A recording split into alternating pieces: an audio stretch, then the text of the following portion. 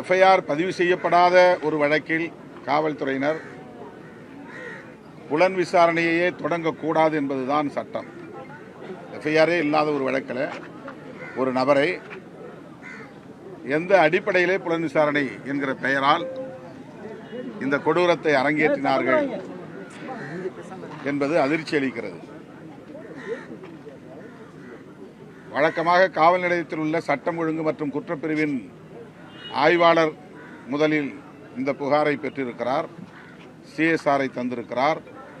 எந்த முகாந்திரமும் இல்லை என்பதனால் வீட்டுக்கு அனுப்பியிருக்கிறார். அவர் எந்த எஃப்ஐஆரும் போடலை. புகாரை பெற்றுக்கொண்டதற்கான ரசீது மட்டும்தான் தந்திருக்கிறார். அதன் பிறகு டிஎஸ்பி தலைமையிலான தனிப்படையினர் எந்த அடிப்படையிலே இந்த வழக்கை புலன் விசாரணைக்கு எடுத்துக்கொண்டார்கள்? எஃப்ஐஆரே இல்லை. இதுவே ஒரு அத்துமீறல். அதன் பிறகு இப்படிப்பட்ட கொடூரமான தாக்குதலை நடத்தி படுகொலை செய்திருக்கிறார்கள்.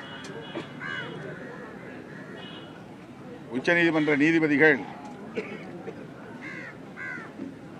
தார்குண்டே, வி.ஆர். கிருஷ்ணய்யர் போன்றவர்கள் காவல்துறையினரை குறித்து சொன்ன கருத்துக்கள் இன்றைக்கும் உச்சநீதிமன்ற ஆவணங்களில் அப்படியே பதிவாகி இருக்கின்றன.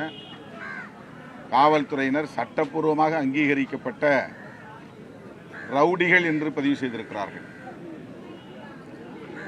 இது திருமாவளவன் சொல்லுகிற கருத்தல்ல, உச்சநீதிமன்ற நீதிபதிகளே சொல்லியிருக்கிறார்கள். அந்த அளவுக்கு தேசிய அளவில் காவல்துறையினரின் அதிகார ஆணவம் என்பது அவ்வப்போது வெளிப்பட்டு இருக்கிறது. அவர்களை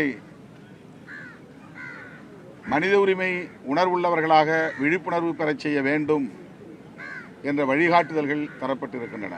அது மட்டுமில்லாமல் ஒரு புலன் விசாரணையை காவல்துறையினர் எவ்வாறு நடத்த வேண்டும் என்பதற்கு 11 கட்டளைகளை உச்சநீதிமன்றம் வரையறுத்திருக்கிறது.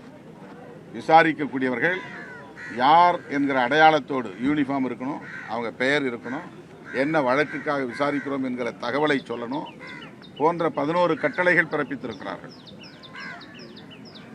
உச்சநீதிமன்றத்தின் இந்த வழிகாட்டுதல்களை எந்த காவல்துறையை சார்ந்த அதிகாரிகளும் பின்பற்றுவதில்லை. எந்த வழக்காக இருந்தாலும் புலன் விசாரணையின் போது இப்படித்தான் செயல்பட வேண்டும் என்கிற வரையறைகளை இவர்கள் பின்பற்றுவதே இல்லை. இந்த வழக்கில் விசாரித்த 5 பேருமே யூனிஃபார்ம் இல்லை, சீருடை அணியவில்லை. யாரோ வழிப்போக்கர்களைப் போல, கூலிப்படை கும்பலைப் போல திடுமென அவர்களை வந்து தூக்கி சென்றிருக்கிறார்கள். இந்த வழக்கில் எந்த தொடர்பும் இல்லாத அஜித்குமாரின் தம்பி நவீன்குமாரையும் கொண்டு போயிருக்கிறார்கள். பல மணி நேரம் வைத்து விசாரணை என்கிற பெயரால் அவரை அச்சுறுத்தி இருக்கிறார்கள். அவரையும் அடித்திருக்கிறார்கள், தாக்கியிருக்கிறார்கள். எனவே இது வெறும் போலீஸ் எக்ஸஸ் என்ற சொல்லுக்குள்ளே சுருக்கிவிட முடியாது. இது ஒரு ஸ்டேட் டெரரிசம், அரச பயங்கரவாதம். இதனை மிக வன்மையாக கண்டிக்கிறோம். இந்த வழக்கை விரைந்து விசாரிக்க வேண்டும், பிணையில் வெளிவிடாமல் விசாரிக்க வேண்டும்,